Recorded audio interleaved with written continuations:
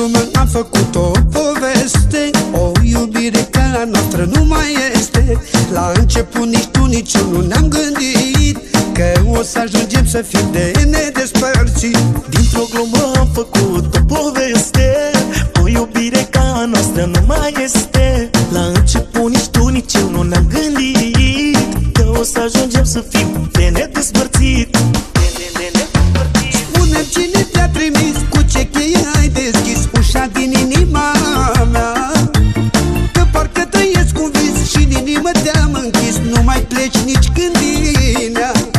Spune cine te-a trimis, cu ce cheie ai deschis ușa din inima mea, că parcă trăiesc un vis și în inimă te-am închis. Nu mai pleci nici când din ea.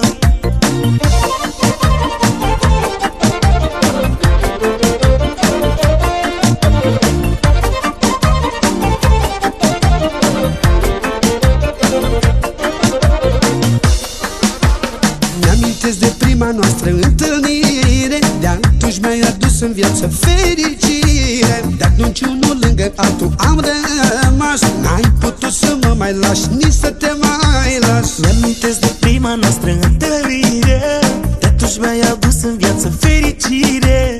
De atunci unul lângă altul am rămas, n-ai putut să mă mai lași, nici să te mai las.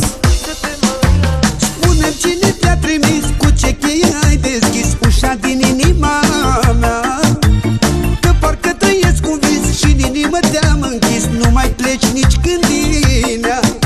Spune cine te-a trimis, cu ce cheie ai deschis ușa din inima mea, că parcă trăiesc un vis și în inimă te-am închis. Nu mai pleci nici când din ea.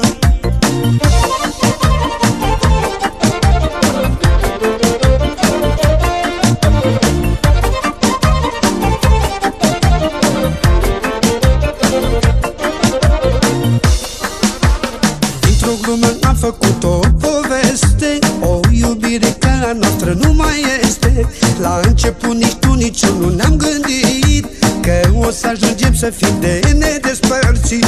Dintr-o glumă am făcut o poveste, o iubire ca a noastră nu mai este. La început nici tu, nici eu nu ne-am gândit că o să ajungem să fim de nedespărțit.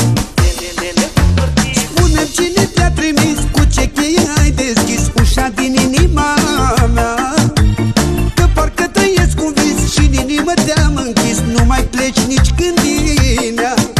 Spune cine te-a trimis, cu ce cheie ai deschis ușa din inima mea, că parcă trăiesc un vis și în inimă te-am închis. Nu mai pleci nici când